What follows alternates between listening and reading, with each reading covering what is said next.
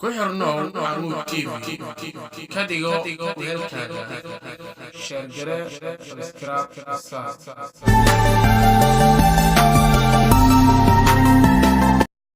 waxaan rabnaa ciidamada qalabka sida inuu ku soo laabto sida uu ahaa jiray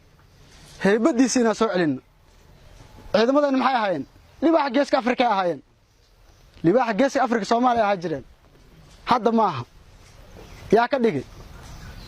annaga ka dhignay haddana yaa inay kor soo qaadaan isla annaga cid kale ka sugmeen qof walba marka waxa la rabaa inuu kaalintiisa qaato qof walba inuu kaalintiisa midna ogaado wax walba mabda'a asal u ah haddaadan mabda' lahayn haddaadan ciidanka dawladda Soomaaliyeed aad u soo galin mabda' weliga natiijo gaari maysid naftaadan horumar u gaaraysid waddankan horumar u gaarsiinaysid dadkaan horumar u gaarsiinaysid sababta maxay tahay waa inaad mabda' leedahay sababtaan ugu soo biiray dawladda waxay ahayd anoo meel kale heli kara waxaan ku biiray ciidamada qalabka sida master degree waa sababtaan ugu soo biiray waxay tahay mabda' aniga aan aaminsanahay oo muxuu yahay inaan waddankan aaminsanahay horumarkiisana qayb ka noqon kara inaan aaminsanahay shabaab inaan ula dagaalami kara mabda' ayaga mabda' qaldan ay wataan aniguna waxaan aaminsanahay inaan wato mabda' sax ah inaan ugu hortago mabda'ayga saxda ah dadkan aan gaarsii kar inta aan wado si aan loo gaadin ciidankeena meel kasta oo tagna ay gelintaas waa sameynaa ciidamada waxay leeyihiin waajibaad saaran xuquuqna way leeyihiin ay leeyihiin waajib xuquuq kalama haraan mar kasta qofkan waajibaa saaran xaq uu leeyahay waajibka saaran muxuu yahay waa inuu noqdaa askari u taagan dalkiisa diintiisa iyo dadkiisa saddexdaas habeen maal u taagan waxay qoraxda noogu dhacaysa ee roobka dhaxanta inoogu da'ayso waa maxay waa inaan dalkeenna iyo dadkeenna aan gaarsiinaa horumar la taaban karo waxaase nasiib darro ah annagoo dhaxantaas nagu dhacday qoraxdaas nagu dhacday haddana aanan haynin waddadii guusha shaacira wuxuu dhihi jiray tarju najaata walam taslik masaalikaha inna safiinata laa tajri cala alyabs doon inaad soo bixisa halkaa ma ku socon kartaa sababtoo waddadeeda maaha waa ina webiga la dhex geliya biyas ay ku socotaa haddaa annagana aan dhahno guulaan rabnaa aan jiifno ma imaan kartaa taas waa waajibaadkiina saarnay annaga xuquuq waa leenahay xuquuqdeen maxay tahay waa askari in la daryeelaa caafimaadkiisii qoyskiisii reerkiisii asaga la ogaada dawladdeenna dib u kabashay ku jirtaa sanadba sanadka ka dambeeya bil bisha ka dambaysa maalinta ka dambaysa daqiiqada ka dambaysa annagaynu ugu xaranta inaan dooranno waddada guusha iyo waddada guuldarrada waxaase noo fiican inaan dooranno waddada guusha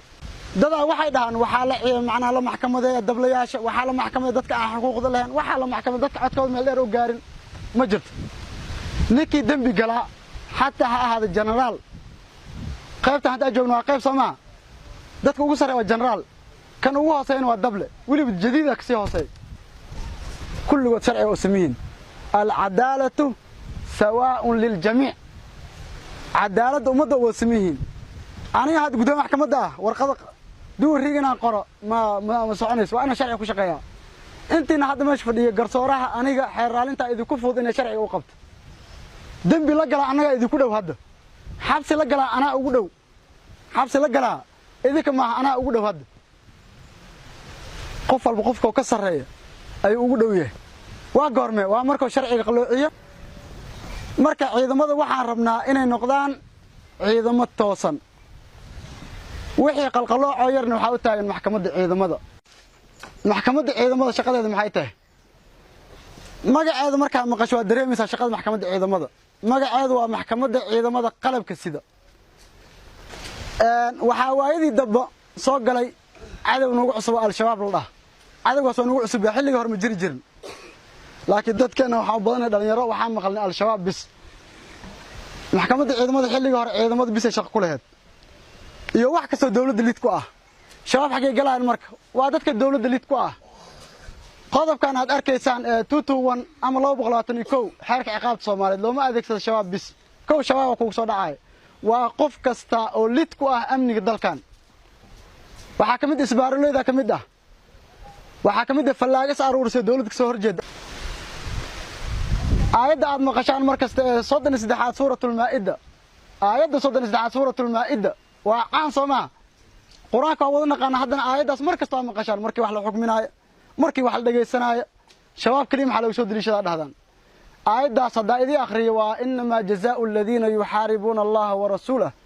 wa yas'auna fil ardi fasadan an yuqattalu aw yusallabu aw tuqatta'a aydihim wa arjuluhum min khilafin aw yunfaw min al ard aayadaas horta waxay ka hadlaysaa xad al-xiraab waa qof kasta gala xad min xuduud la waa xad al-xiraab muxuu yahay waa xad jidgooyo isbaarleyda soo galaysa shabaab kuwaasay ku jiraan marka shabaab isbaaram nagu hayaan misma nagu hayaan shabaab isbaaray nagu hayaan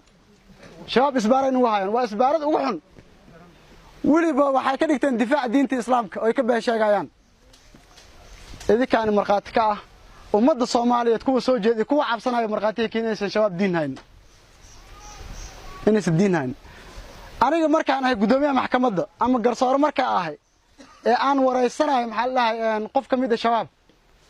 waxa weydiiyaa diinta islaamka heerka ka gaarsiisan yahay markasta waa weydiiyaa waxaan dhahay intee ka gaartay ninkaas meesha shal waa weydiiyo quraanka bisan dhameeyo tafsiir lima akhrin hadaa beenka shabaab kaas waa weydii kartaan wuxuu ku dagaalamayaa sala weydina marka wuxuu ku dagaalamay ee dawladda waa gaalo ku dhahay asaga laga rabo jawaabteeda hadda doo istaaga xataa wasii karnaa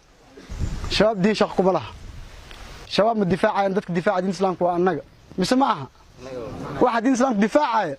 waa annaga qof kale ma aha waxa dalkan difaaca waa annaga shabaab ma aha waxa dadkan difaaca waa annaga shabaab ma aha intaas ma qarsanay